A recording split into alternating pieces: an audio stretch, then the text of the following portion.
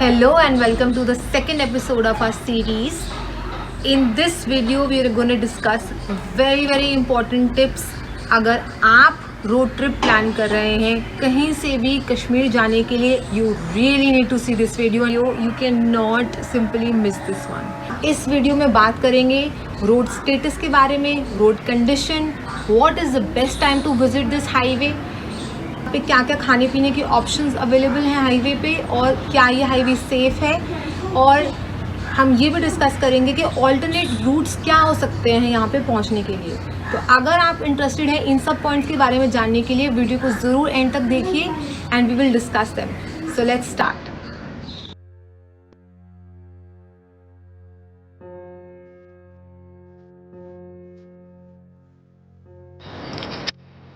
Morning 6:26, we are all ready, bags are packed in the car और अब हम जल्दी से ब्रेकफास्ट करके थोड़ा सा पैक करा के निकलेंगे श्रीनगर की तरफ। और I am hoping it's gonna be very beautiful and very scenic, क्योंकि कई जगहों पे पढ़ा था कि सुबह सुबह निकलना अगर आपको ड्राइव इन्जॉय करनी है, and that is what we are waiting for. Let's see how it is. So let's go and have a breakfast and then to the trip. आज की हमारी जर्नी 270 किलोमीटर्स की है, जिसे 7 से 8 घंटे में कवर किया जा सकता है। हम जम्मू से शुरू होते हुए उधमपुर, रामबन और बनिहाल क्रॉस करके अनंतनाग बाईपास करते हुए श्रीनगर पहुंचेंगे, जो कि आज की डेस्टिनेशन है।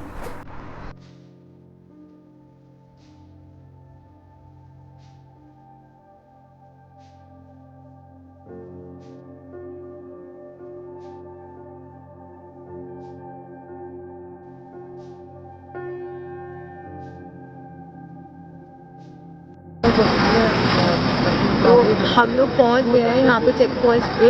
नगरोटा चेक पॉइंट है, जम्मू से हम निकले थे टू गो टू श्रीनगर, लेकिन कोई एक क्या कहते हैं आगे लैंडस्लाइड हुआ है तो रोड अभी बंद है, they not letting us go.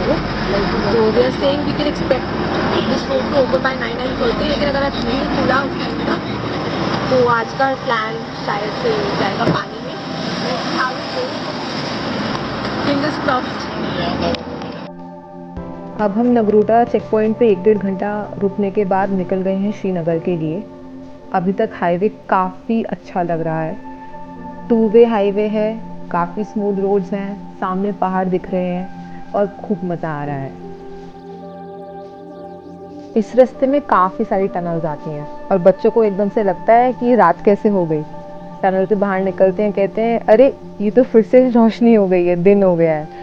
So this is something definitely look forward when you are traveling by road to Srinagar.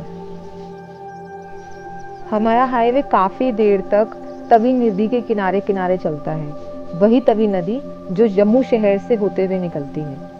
और अब इस रास्ते पे अगर हम सीधा चलते जाएंगे तो नगरोटा से करीब 15 किलोमीटर के बाद कटरा के लिए एक लेफ़्ट टर्न आता है। तो अगर किसी को माता वैष्णो देवी के दर्शन करने जाना है तो इस रोड पे जाना पड़ता है, लेकिन हमारी डेस्टिनेशन तो है श्रीनगर और हम जाएंगे एकदम सीधा।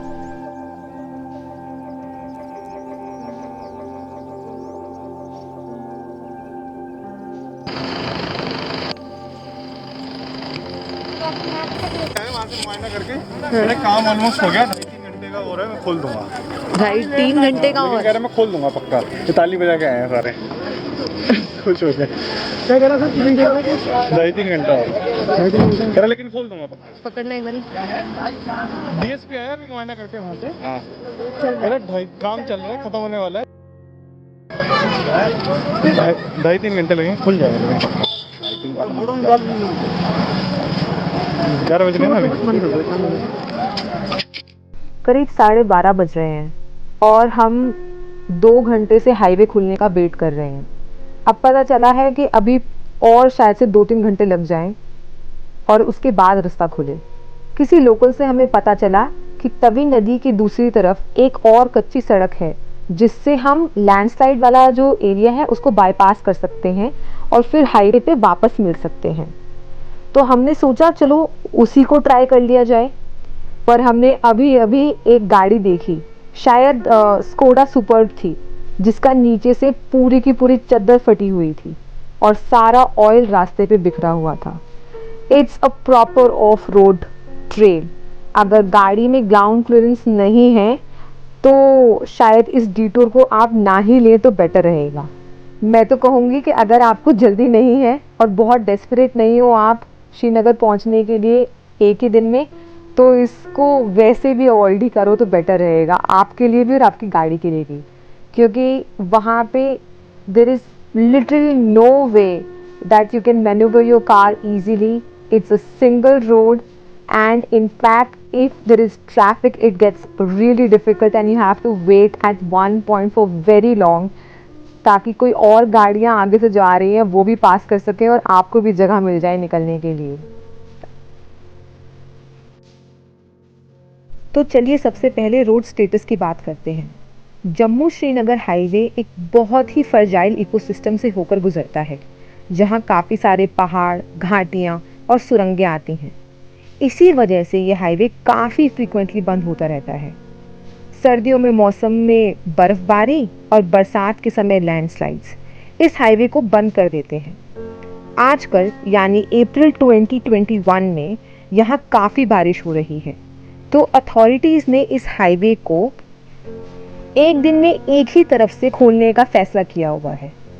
एक दिन जम्मू से श्रीनगर और अगले दिन श्रीनगर से जम्मू का रास्ता खुलता है और फ्राइडेज को तो मेंटेनेंस के लिए पूरा ही हाईवे बंद रहता है। So if you are planning to travel on this highway try not to choose Friday as your travelling day. और आपका जर्नी स्टार्ट करने से पहले हमेशा एक बार कॉल करके चलें। आपको कहाँ पे कॉल करना है इसकी जानकारी हमने नीचे डिस्क्रिप्शन बॉक्स में दी है। पर आज तो कुछ स्पेशल ही था। फ्राइडे तो वैसे ही रास्ता बंद रहता है, लेकिन हमें पता चला कुछ बारिश की वजह से लैंडस्लाइड हो गई है और शायद ब्लास्टिंग भी ज़्यादा होने की वजह से रोड क्लियर नहीं हो पाया है और इस वजह से ये हाईवे 3 दिन से बंद था, जिसकी वजह से खूब ज़्यादा ट्रैफिक हुआ था। इनफैक्ट हमें पता चला कि लोकल्स काफ़ी परेशान भी थे इस वजह से। कईयों की लाइफ स्टॉक जैसे कि भेड़ बकरियां जो लेके जा रहे थे एक जगह से दूसरी जगह, वो 2 दिन से वहाँ पे हाईवे पे खड़े थे बिना किसी खाने के। I am sure it is a big trouble for those people.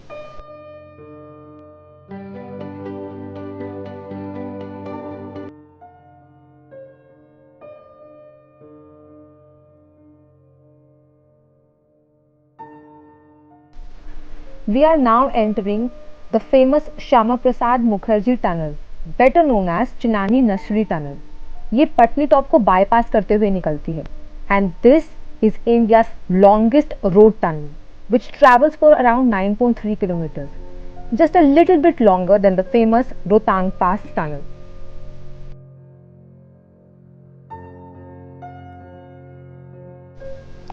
Now let's talk about the road condition. अगर हम हाईवे की बात करें तो उधमपुर तक तो काफ़ी अच्छा हाईवे था, उसके बाद बहुत ही ज़्यादा टूटा फूटा सा ही रास्ता है। अगर हम जो हमने डिटूर लिया था उसको हटा भी दें तो हाईवे की हालत ख़राब ही कहूँगी। ये हाईवे कश्मीर को बाकी पूरे इंडिया से कनेक्ट करता है, तो बहुत सारा ट्रैफिक चलता रहता है और काफ़ी सारे ट्रक्स भी चलते रहते हैं। उधमपुर के बाद हाईवे पूरा ही ख़राब है। उसके अलावा यहाँ पे काफ़ी सारी लैंडस्लाइड्स भी होती रहती हैं और हाईवे पे काम तो चल ही रहा है। So in whole I would say the highway was not very good.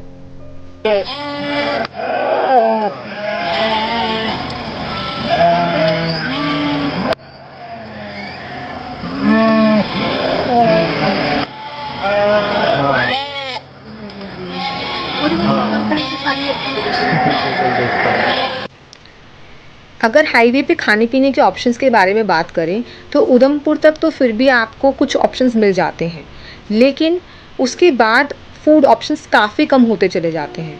Ramban और बनिहाल जैसे टाउन में फिर भी आपको एक आध ढाबा मिल जाएगा, लेकिन आप बहुत ज़्यादा एक्सपेक्ट ना करें इस हाईवे से।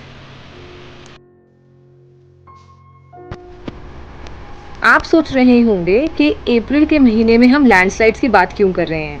हमें भी बाद में पता चला कि कश्मीर वैली में मार्च अप्रैल में ज़्यादा बारिश होती है, ना कि जुलाई अगस्त जैसे कि बाकी इंडिया में होती है। यहाँ पे जो पीर पंजाल रेंज है वो मॉनसून क्लाउड्स को रोक लेती हैं और बाकी इंडिया के जैसे कश्मीर में मॉनसून के दौरान उतनी बारिश नहीं होती है। तो हम आते हैं इससे अपने नेक्स्ट पॉइंट पर कि कब हम यहाँ पर आएँ और कौन सा मौसम अच्छा है। अगर आप हाईवे से आना चाहते हैं तो मार्च अप्रैल में वेदर फोरकास्ट देखकर ही आएँ। बारिश अगर ज़्यादा हो तो रास्ते को अवॉइड करें। सर्दियों में तो यहाँ पे बर्फ़ होती है। बाकी फ़्लाइट से अगर आप आ सकते हैं तो हर मौसम में कश्मीर बहुत ही खूबसूरत दिखता है। अगर हम कश्मीर बाय रोड जाना चाहते हैं तो हमारे पास क्या क्या रास्ते हैं। एक तो जो NH-44 जिससे हम आ रहे हैं, उसके अलावा ऑल्टरनेट रूट्स जो अवेलेबल हैं वो है मुगल रोड, जो कि जम्मू, राजौरी, शोपियां से होते हुए श्रीनगर पहुंचता है। दूसरा रास्ता है जो हिमाचल होते हुए जाता है, डलहौजी, भदरवा, किश्तवाड़ होते हुए वो श्रीनगर पहुंचता है।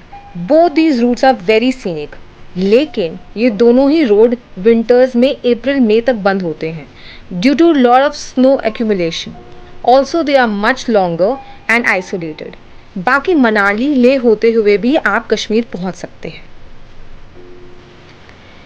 सेफ्टी वाइज अगर बात करें तो हाईवे पे सिर्फ एक ही बात का ध्यान रखने की ज़रूरत है, क्योंकि ये काफ़ी फ्रजाइल इकोसिस्टम है, तो यहाँ लैंडस्लाइड्स काफ़ी फ्रीक्वेंटली होते रहते हैं। तो अगर अथॉरिटीज़ आपको मना करते हैं कि हाईवे पे आगे ना जाएं तो उनकी बात स्ट्रिक्टली सुने और कोशिश ना करें आगे जाने की।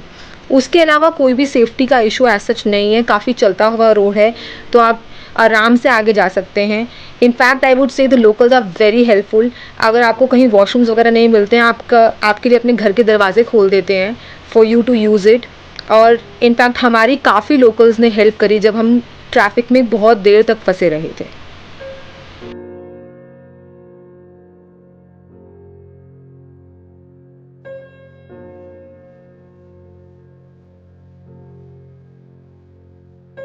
And so we are finally here, 10 o'clock at night, not something that we aim for, but then that's what trips are for, right? Making memories, each trip is different. Stay tuned, let's see. And we are hoping for a good day tomorrow.